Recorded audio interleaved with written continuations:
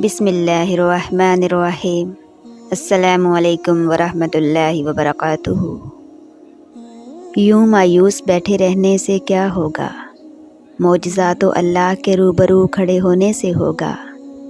یقین کا دعویٰ کرتے ہو تو یقین رکھو بھی، یہ سوچ کر کیوں گھبراتے ہو کہ آگے کیا ہوگا۔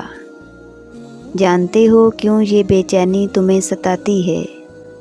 تم جلد باز ہو، تمہاری جلد بازی تمہیں تھکاتی ہے۔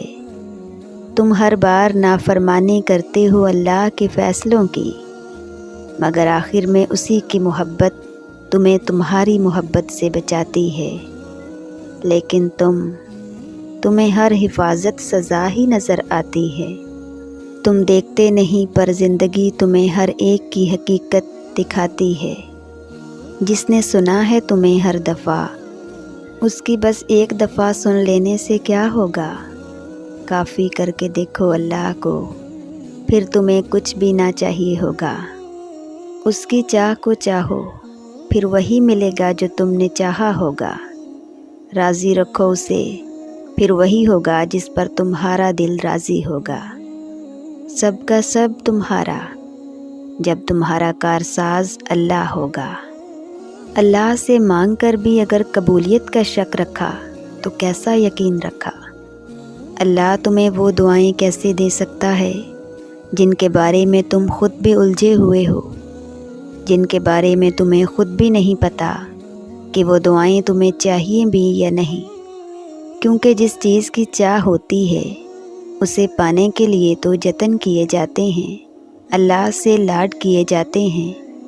پھر یہ نہیں سوچا جاتا کہ اگر وہ چیز نہ ملی تو، اگر میری التجائیں رد ہو گئیں تو، پھر تو بس پختہ یقین رکھ کر کہا جاتا ہے کہ اب تو میں اللہ کو منا کر ہی دم لینا ہے۔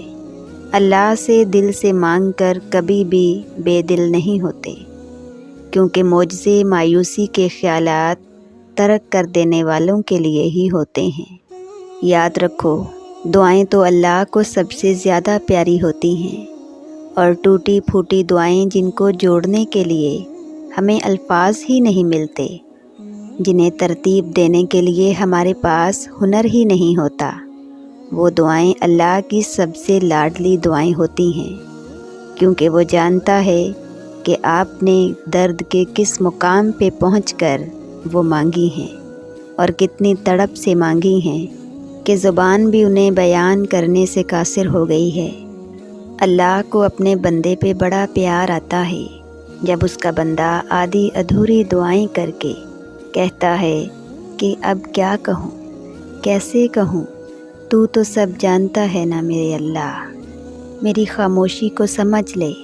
یعنی آپ نے یہ مان لیا ہے کہ وہ جانتا ہے اور وہ جان لے گا، تو پھر سنو، اللہ بھی کہتا ہے کہ لو پھر جان گیا میں، سن لیا میں نے، اور اب تیار ہو جاؤ کہ میں عطا کرنے والا ہوں۔ تمہاری ساری بے ترتیب دعاؤں سے تمہارے نصیب کو ترتیب دینے والا ہوں۔ اور پھر کیسے چیزیں اپنی جگہ پر واپس آ جاتی ہیں، اور کیسے دل کی بکھری ہوئی دنیا سمٹ جاتی ہے، ہم تو دیکھتے ہی رہ جاتے ہیں۔